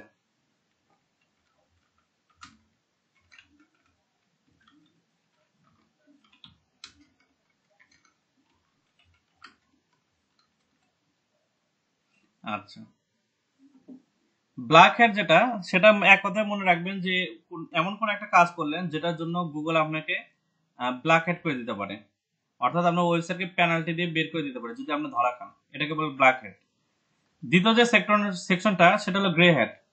গ্রে হ্যাট আমরা পড়ার কথা বলতেছি। তার আগে যেটা হোয়াইট হ্যাট, এটা হলো যে গুগলের যে অ্যালগোরিদমের যে ফ্যাক্টরগুলো আছে এগুলো সবগুলো যদি আপনি মেনটেন করে কাজ করেন, তখন আপনার যে ওয়েবসাইটের সামনে আসা শুরু হবে, তখন এটাকে বলা হয় হলো হোয়াইট হ্যাট। আর গ্রে হ্যাট হচ্ছে একটু মানে সুযোগ আছে, ধরা খাইলে হলুদ কার্ড, না খাইলে মানে ভালো। এটা হচ্ছে এই তিনটার ভিতর পার্থক্য। হোয়াইট হ্যাট এসিও যেটা, হোয়াইট হ্যাট এসিওতে একজন মানে যে এসিও করে যে পার্সন, সে গুগলের অ্যালগোরিদমের যে ফ্যাক্টরগুলো দেওয়া আছে সেগুলো সবকিছু সে মেনটেন করে। 200 টাকা অ্যালগোরিদমের যে ফ্যাক্টরগুলো আছে সেগুলো সবকিছু সে মেনটেন করে। গ্রে হ্যাটের ভিতরে গেলে সে দেখতেছে যে সে অনেক কিছু মেনটেন করে, অনেক কিছু মেনটেন করে না, আবার কিছু উল্টাপাল্টা কাজ করে, যেটার কারণে তার ওয়েবসাইট হয়তো বা অদূর ভবিষ্যতে, এখন যাবে না, অদূর ভবিষ্যতে কোন একটা সময় তার ওয়েবসাইটটা সে হারাতে পারে। এটা হচ্ছিল গ্রে হ্যাট। আর ব্ল্যাক হ্যাট এক কথায় যে আপনার ওয়েবসাইটে এমন কিছু আছে, একবার যদি গুগল আপনাকে ধরে ফেলে আপনার ওয়েবসাইটটা হারিয়ে ফেলবেন। এটাকে বলে ব্ল্যাক হ্যাট। তো হোয়াইট হ্যাট এবং ব্ল্যাক হ্যাটের ভিতরে যে পার্থক্যটা সেটা আমরা এখন দেখলে বুঝতে পারবো। মেইনলি কি কি কারণে পার্থক্য করা হয়। আরো অনেক টেকনিক আছে, কিন্তু এই টেকনিকগুলো গুগল নিজে বলে দিচ্ছে যে এই টেকনিকগুলো আপনারা মেইনটেইন করবেন। সে টেকনিকগুলো কি কি? এক নম্বর স্প্যাম, 2 নম্বর হলো ব্যাকলিংক ফ্রম ওন সাইট, 3 নম্বর হলো duplicate content, 4 number not only ranking intention. এই চারটা বিষয়ে যখন আপনি মেইনটেইন করবেন, এই চারটা ক্রাইটেরিয়া যখন মেইনটেইন করবেন, তখন গুগল নিজে বলে দিয়েছে যে আপনার এটা হোয়াইট হ্যাট ইস্যুর দিকে আগাচ্ছে। আর যদি মেইনটেইন না করেন তাহলে আস্তে আস্তে ব্ল্যাক হ্যাট ইস্যুর দিকে আগাবে। আচ্ছা, প্রথমে যে বিষয়টা আসে স্প্যাম। স্প্যাম বলতে কি বোঝেন বলেন তো? স্প্যামিং বা স্প্যাম।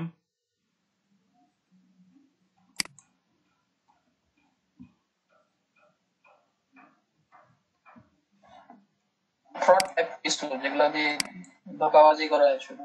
আচ্ছা, ধোকাবাজি, এক কথায় ধোকাবাজি কিরকম? একটা ওয়েবসাইট, সেখানে তারা পোস্ট করছে যে বাংলাদেশ লস টু নিউজিল্যান্ড, জিতছিল না হারছিল নিউজিল্যান্ডের কাছে রিসেন্টলি ম্যাচে? হাটাই আচ্ছা, এটা মনে হয় একটা আর্টিকেল, 8 উইকেট হারছিল। আচ্ছা, যাই হোক, এটা একটা আর্টিকেল, এখানে অনেক কিছু লেখা টিকা আছে।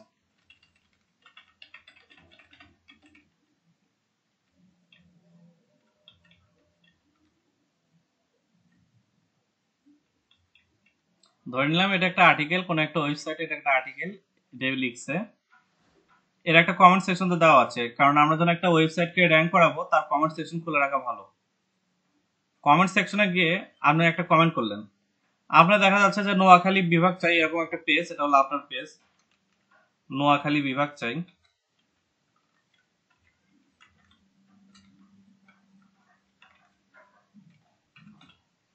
আচ্ছা, নোয়াখালী বিভাগ চাই .com, এটা হচ্ছে আপনার ওয়েবসাইট। আর আপনার কন্টেন্ট সবকিছু নোয়াখালী বিভাগ চাই নিয়ে, বিভিন্ন ধরনের আন্দোলন এগুলো নিয়ে। এখন এই আপনি কি করতেছেন, আপনার একটা পোস্ট আছে যেখানে পোস্টের নাম হচ্ছে হলো নোয়াখালী বিভাগ চাই, এটা হচ্ছে আপনার ওয়েবসাইটের নাম। আপনার পোস্টও আছে একটা যেটার নাম হলো নোয়াখালী বিভাগ চাই। তা আপনি যখন পোস্ট করতেছেন, পোস্ট করার পর ওটা একটা লিঙ্ক তো থাকতেছে, তাই না? সেই লিঙ্কটা নিয়ে গিয়ে এখানে গিয়ে কমেন্ট করলেন,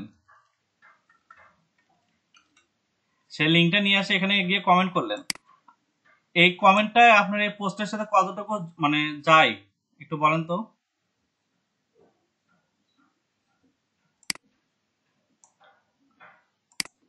সাপোজ প্রথম আলো, এটা প্রথম আলো লিখছে যে বাংলাদেশ নিউজিল্যান্ডের কাছে হেরে গেছে, তার যে একটা কমেন্ট সেকশন আছে, সেই কমেন্ট সেকশনে আপনি একটা পোস্টের লিঙ্ক নিয়ে গিয়ে পোস্ট করলেন, যেটার মেইন পোস্টটা হলো নোয়াখালী বিভাগ চাই, এরকম একটা পোস্ট। তাহলে এটার সাথে এই পোস্টের সম্পর্কটা কতখানি? সম্পর্ক আছে নাকি সম্পর্কহীন? আচ্ছা, সম্পর্ক নাই। ওকে, সম্পর্ক নাই। আচ্ছা, সম্পর্ক নাই। তো আমি এখন যদি এখানে লিখি crickbuzz.com, বা আমি এমন একটা ক্রিকেট বিডি, এটা আমার ওয়েবসাইট, আর আমার ওয়েবসাইটের যে পোস্টটা সেটা হচ্ছে নিউজিল্যান্ড ভার্সেস বাংলাদেশ, এটা একটা পোস্ট আমি করছি। এই লিঙ্কটা নিয়ে গিয়ে যদি আমি এখানে পোস্ট করি, তাহলে কি সম্পর্ক আছে কি নাই?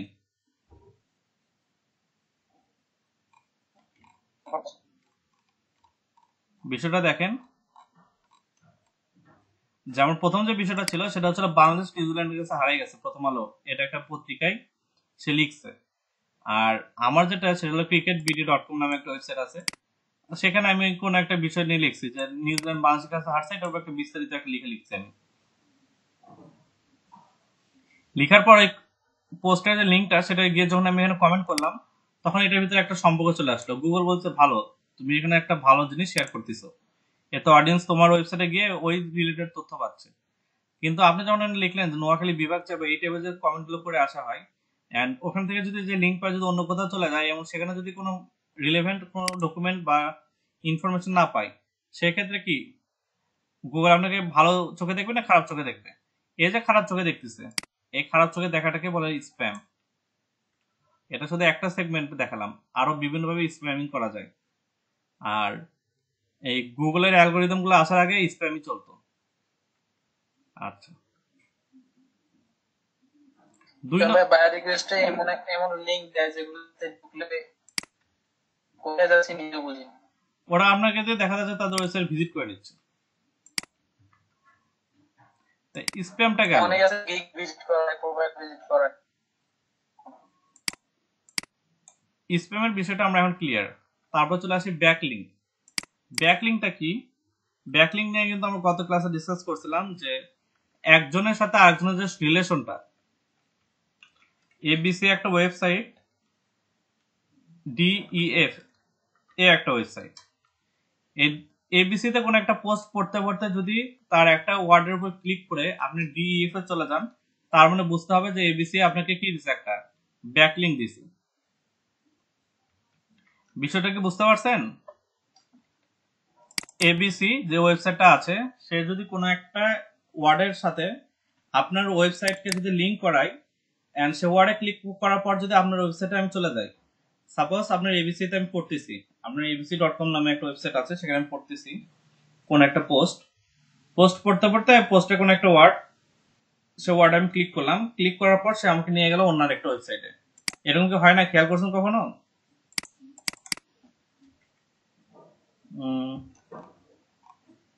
হয়। আচ্ছা, দারাজে ক্লিক করে দেখাতে কোথায় নিয়ে যায়। এটা মেইনলি ওই যে ব্লগ সাইট যেগুলো থাকে, ব্লগ সাইট যখন কোনো একটা কমার্শিয়াল সাইটকে লিংক দেয়, তখন এই জিনিসগুলো বেশি দেখা যায়। যে এমন একটা পোস্ট লিখছে যে যে 5টি কাজ করলে তাড়াতাড়ি বড়লোক হবেন, এরকম একটা পোস্ট সে পোস্ট করছে, করার নিচে এখন বলছে যে এই ওয়েবসাইট দিয়ে ঘুরে বড়লোক করার জন্য এই ওয়েবসাইটে ক্লিক করুন। আপনি ওই ওয়েবসাইটে ক্লিক করলেন, আপনাকে ফাইবারে নিয়ে গেল। বিষয়টা এরকম।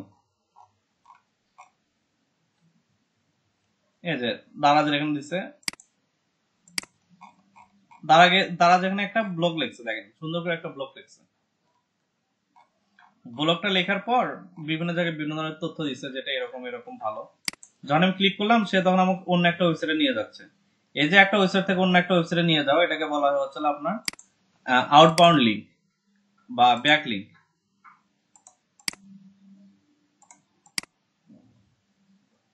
একটা ওয়েবসাইট থেকে আরেকটা ওয়েবসাইটে আপনাকে যখন নিয়ে যাওয়া হবে, মুভ করানো হবে, তখন তাকে বলা হবে ব্যাক লিঙ্ক।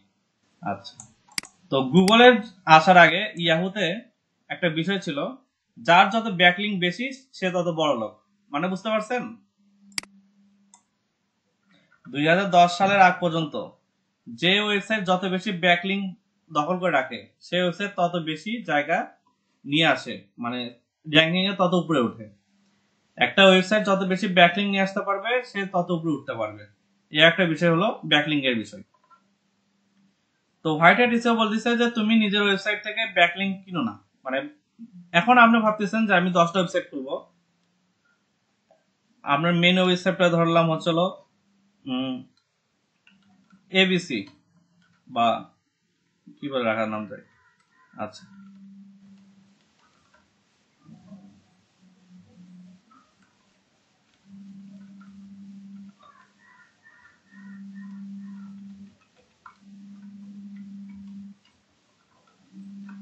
এটা সাপোজ আমার ওয়েবসাইট, এটার মালিক আমি, abc.com, এটার মালিকও আমি। তারপর হচ্ছিল fgh.com, তারপর হচ্ছিল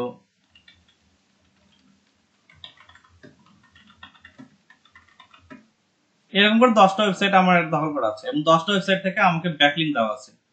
আমার যে মেইন ওয়েবসাইট, এটাতে আমি মেইনলি আমার টার্গেট হচ্ছে এই ওয়েবসাইট থেকে আর্নিং করা, লাখ লাখ টাকা আর্নিং করা। আর এই আর্নিং করার জন্য আমার এই ওয়েবসাইট গুলো থেকে আমি লিঙ্ক নিচ্ছি, ব্যাক লিঙ্ক নিচ্ছি। এই ওয়েবসাইট গুলো আমার। আর আগের যে নিয়মটা ছিল, সেটা হচ্ছে যার যত বেশি ব্যাক লিঙ্ক, তার ওয়েবসাইট তত বেশি উপরে উঠতো। তখন অত সার্চিং অ্যালগোরিদম বা অ্যালগোরিদম যে ফ্যাক্টর গুলো আছে, ওগুলো ছিল না অতটা। ব্যাক লিঙ্কের উপরে এসিও করা হতো। 2008-9 যদি কাউকে জিজ্ঞাসা করেন, যদি কোনো এসিও এক্সপার্ট থাকে, যারা এসিও ওটা হয়তো ছাড়ে দিছে বা এখন কন্টিনিউ করতেছে, তাদেরকে যদি বলা হয় যে এসিওটা কি, সে এক কথায় আপনাকে বলে দেবে এসিও মানে হলো ব্যাক লিঙ্ক। এটা ছিল আগে। আর এখন তো ব্যাকলিং চলে গেছে অফ পেজ, এখন চলে আসছে অন পেজ, তারপর হচ্ছিল টেকনিক্যাল, লোকাল, আর অনেক টার্ম চলে আসছে এসিওতে। তো তখন আপনি কি করতেন, 10 থেকে 20টার মতো ওয়েবসাইটের সাথে নিজের ওয়েবসাইটের মেইন যে ওয়েবসাইটটা, সেটা কানেক্টেড করে ব্যাকলিং দিতেন। তখন আপনার ওয়েবসাইটটা একা একা সামনে চলে আসতো। কিন্তু 2010 সালের পর গুগল বলতেছে যে তোমার ওয়েবসাইট যদি তুমি নিজেই ব্যাকলিং দাও, আমরা ওটা কাউন্ট করবো না। অর্থাৎ আপনি যদি নিজেই নিজের ওয়েবসাইটে সাবস্ক্রাইব করেন বা নিজের ইউটিউবে সাবস্ক্রাইব করেন, ভিন্ন ভিন্ন অ্যাকাউন্ট খুলে, সেই জিনিসটা অনেকটা হলো কি ইনভ্যালিড হয়ে গেল। তো এই জিনিসটাকে গুগল বলতেছে যে এটা আমরা ইনভ্যালিড ধরি। আর তারপরে যদি তুমি ধরা পড়ো, যদি আমরা কোনোভাবে প্রমাণ পাই যে আমাদের চোখের নজরের বাইরে চলে গেছে, এবং প্রমাণ পাচ্ছি যে তুমি নিজের সাইট থেকে নিজেকে ব্যাকলিং দিচ্ছ, মানে নিজের অন্য একটা সাইট থেকে নিজের সাইটকে ব্যাকলিং দেওয়া, মানে FGH ABC কে ব্যাকলিং দিচ্ছে, এরকম একটা সম্পর্ক যদি আমি খুঁজে পাই, বা ABC মাহমুদকে একটা ব্যাকলিং দিচ্ছে, এরকম যদি একটা সম্পর্ক আমি খুঁজে পাই, তাহলে আমি তোমার ওয়েবসাইটকে ব্ল্যাকেটের ভিতরে লিস্টিং করব। এটা ছিল দ্বিতীয় বিষয়। ডুপ্লিকেট কন্টেন্ট নিয়ে আমার ডিসকাস করার কিছুই নাই, এটা আমরা জানি যে ডুপ্লিকেট কন্টেন্ট কি, কন্টেন্টের ভিতরে আমরা রিসেন্টলি ডিসকাস করছি। আর গুগলের শেষ যে কথাটা সেটা হলো যে আমাদের যে সার্চের উদ্দেশ্যটা, মানে আমাদের যে কন্টেন্ট লেখার উদ্দেশ্যটা, এটা সার্চ ইঞ্জিনের র্যাঙ্কিং করানোর উদ্দেশ্য হওয়া উচিত হবে না। আমাদের উদ্দেশ্য কি হতে হবে, যে পাবলিক যেন এখান থেকে কোনো প্রকার সার্ভিস পায়। যদি তুমি পাবলিককে খুশি রাখো, তোমার খুশি রাখার দায়িত্ব আমার, এটা বলছে গুগলের এসইও।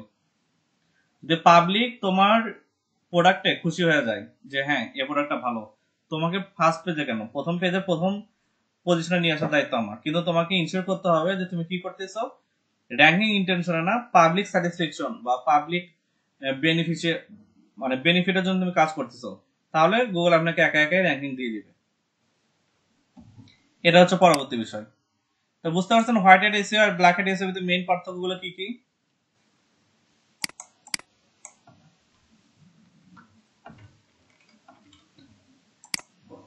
আচ্ছা, আজকে আর একটা জিনিস দেখাবো, সেটা হলো আপনার মানে শুরুতে আমি একটা কোশ্চেন করছিলাম যে ব্রাউজারে কি গুগল সার্চের উপর ইমপ্যাক্ট আছে কিনা।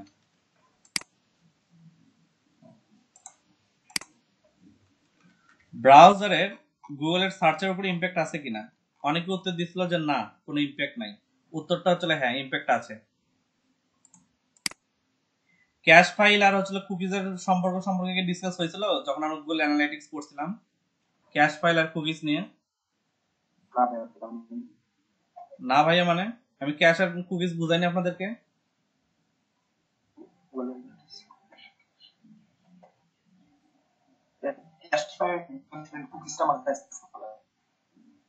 ক্যাশ হচ্ছে আপনার ওয়েবসাইটে কোনো একটা জিনিসের টেম্পোরারি ডাটা ধরে রাখে, আর কুকিজ হচ্ছে ইউজারের ডেটা ধরে রাখে। তো আপনার ব্রাউজারে যখন কোনো কিছু আপনি লিখে সার্চ করলেন, পরবর্তী যখন সার্চ করতে যাবেন দেখবেন ওই রেজাল্টটা খুব তাড়াতাড়ি চলে আসতেছে। আর আর একটা বিষয় কি, যে যদি আপনি কোনো একটা নির্দিষ্ট বিষয় বারবার সার্চ করে জিনিসটা সার্চ করে করে করে প্রথম জায়গায় নিয়ে আসাতে পারেন, মানে আপনার ব্রাউজারে আপনি দেখতেছেন যে একটা রেজাল্ট আপনার ব্রাউজারে প্রথম পজিশনে আছে, আমার ওয়েবসাইটের প্রথম পজিশনে নাই। এই জিনিসটা মেইনটেইন করা হলো cookies, sorry cache and cookies. এই জিনিসটা মেইনটেইন করে যে কোনো ব্রাউজার কিভাবে হ্যান্ডেলিং করতেছে ইউজার, সেই জিনিসটা অবজার্ভ করে। আমাদের গুগলের যে রোবট গুলো আছে সেই জিনিসটা অবজার্ভ করে যে ব্রাউজার এখানে কি কি কুইজ আছে, সে কি কি জিনিস ভিজিট করে বেশি, কি কি ধরনের কি কি পছন্দ করে, এই জিনিসের উপর মেইনটেইন করে যখন সার্চ করা হয়, ওই ইউজারদের মধ্যে সার্চ করে ওনার যে রেজাল্ট, অন্য একজন ইউজার অন্য একটা পিসি থেকে যখন কিছু সার্চ করতেছে তার যে রেজাল্ট, দুটোর ভিতরে তারতম্য থাকে। এটা গুগল নিজে বলতেছে, কারণ কি গুগল কুইজ থেকে ডেটা বের করে, ডেটা বের করে দেখে যে ইউজার এই ধরনের জিনিস সার্চ করতেছে। এটার উপর ভিত্তি করে সে কি করে, পরবর্তী যখন সার্চে কোনো রেজাল্ট দেখাবে তখন সে ব্রাউজারে যে ডেটাগুলো থাকে তার উপর ভিত্তি করে রেজাল্টটা দেখায়। এই জন্য ব্রাউজারের একটা ইম্প্যাক্ট সার্চ ইঞ্জিনের উপর আছে।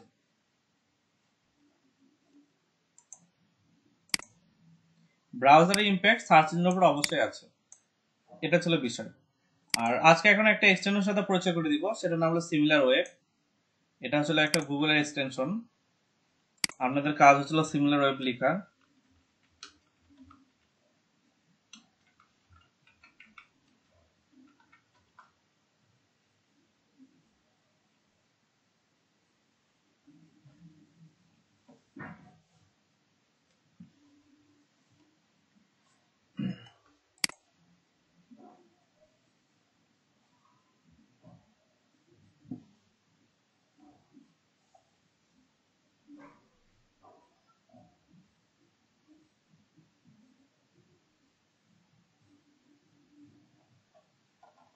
সিমিলার ওয়েব লিখে সার্চ করলে দেখবেন যে এরকম একটা চলে আসছে, ওটা অনেকটা ওই যে জাপানিজ নিনজা সাইন যাকে বলে আর কি, ইয়ানিয়ন না কি যেন একটা নাম আছে, এটা আমার জানা নেই এই মুহূর্তে, অনেকটা ওই সাইনের মতো।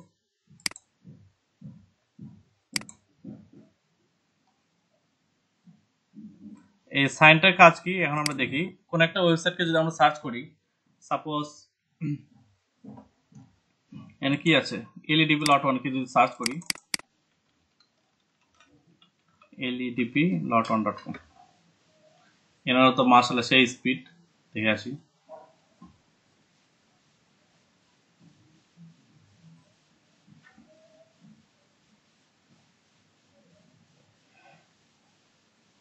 সাবস্ক্রাইব স্পিডের মতো কি ওয়েবসাইট আছে? জি, মানে আমরা ভিজিট করছি, এটা কেমন স্পিড বা কি স্পিড আছে, সব জিবি মানে আছে ফাইল এখানে সবগুলো দেখা যায়। সিমিলার ওয়েবে একটা নোট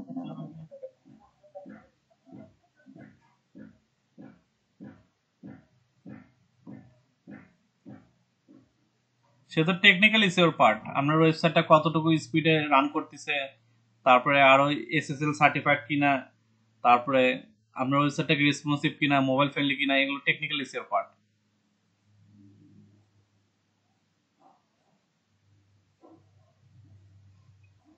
আলহামদুলিল্লাহ এটা আস্তে আস্তে আমাদের ক্লাসে শেষ হয়ে যাবে।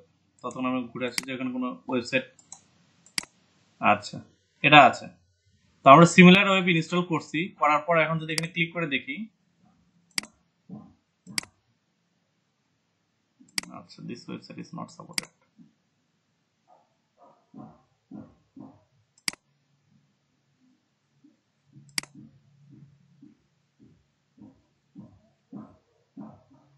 এখানে যখন ক্লিক করব তখন অনেকগুলো ডেটা আসবে।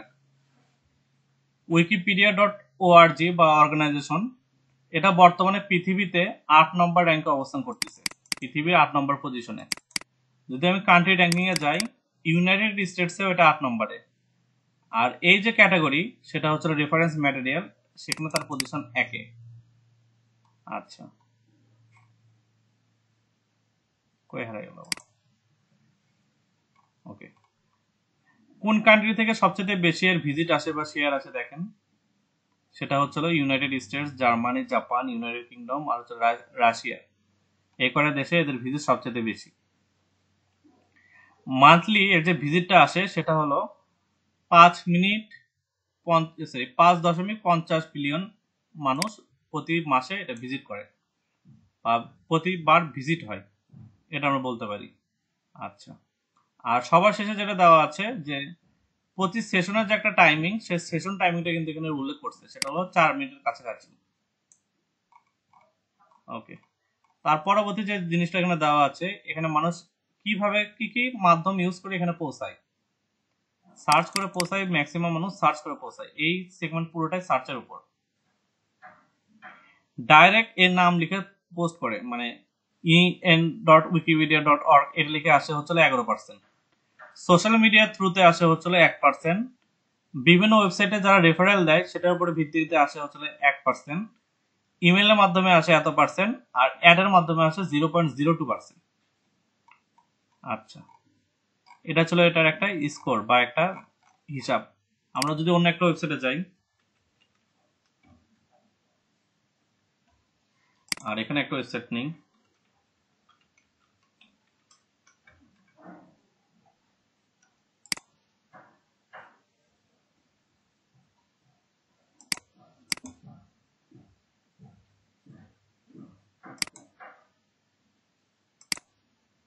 আর প্রথম আলোতে শুরু করি।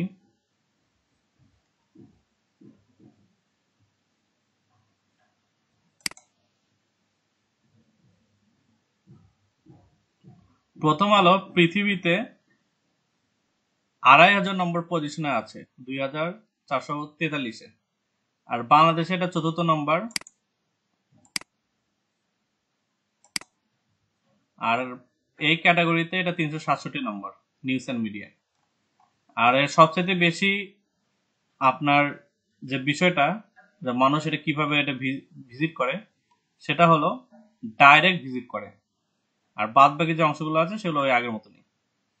আমরা যদি কান্ট্রি টপে দেখে যাই, তাহলে বাংলাদেশের প্রথম যে পজিশনটা দখল করে আছে, এটা হচ্ছে বাংলাদেশের ক্ষেত্রে ওয়েবসাইট র্যাঙ্কিং। আচ্ছা, আমরা এখানে বাংলাদেশটা দিয়ে দিই।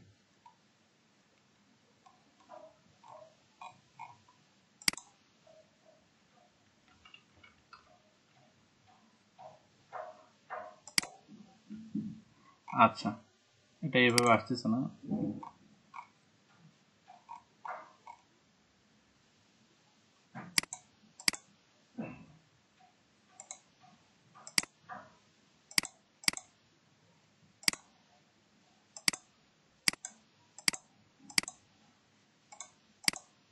আচ্ছা, কারেক্ট আছে তো?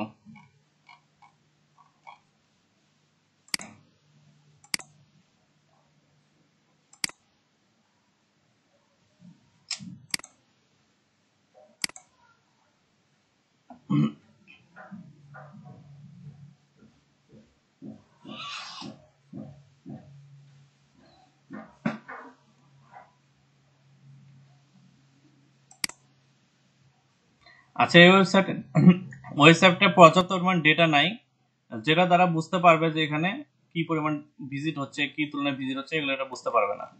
এটা একটা বিষয়। আর এই ওয়েবসাইটে আমরা যদি দেখি, তাহলে এই ওয়েবসাইটে আমরা অলরেডি একবার দেখলাম যে এটা বাংলাদেশে কোন নম্বর পজিশন আছে, ওয়ার্ল্ড ওয়াইডে কি পজিশন আছে, এটা একটা লিস্ট এখানে দিয়ে রাখছে। আর মান্থলি ভিজিটটা এখানে দেখলাম কিভাবে আসে। এখন যদি আমরা ক্লিক করি যে বাংলাদেশের পজিশনটা কি বা গ্লোবালের পজিশনটা কি, এখানে চলে আসবে।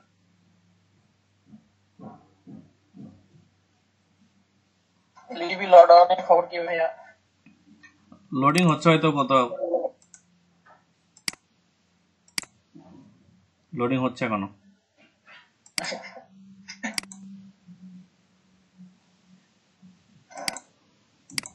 নাকি আমি নেট স্লো বুঝতে পারতেছি না। এখানে দেখেন টপ সাইট যেগুলো আছে। আচ্ছা, সেদিন যারা যারা ইউটিউব লেখছিল তাদেরকে নাম্বার দেওয়া উচিত আমার।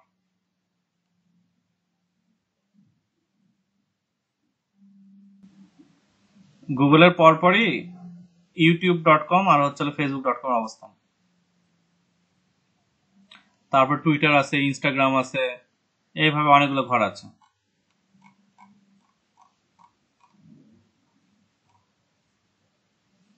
fandom.com, তারপরে হচ্ছে অ্যামাজন, অনেক ওয়েবসাইট আছে এখানে। ওকে, এটাতে একটা র্যাঙ্কিং আছে, যে র্যাঙ্কিং এ কোন অবস্থানে কি আছে এটা হিসাব পাওয়ার জন্য। এটা হলো সিমিলার ওয়েব, এটা একটু দেখে নিন। আর আর কি লট ওয়ান আসছে দেখে আসি তো।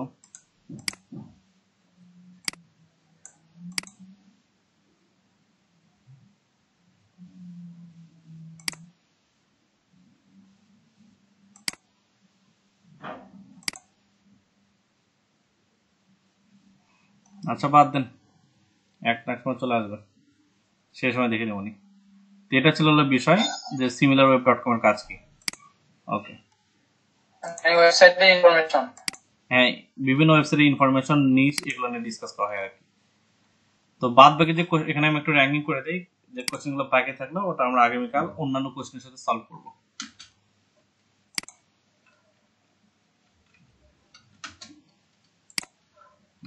আচ্ছা,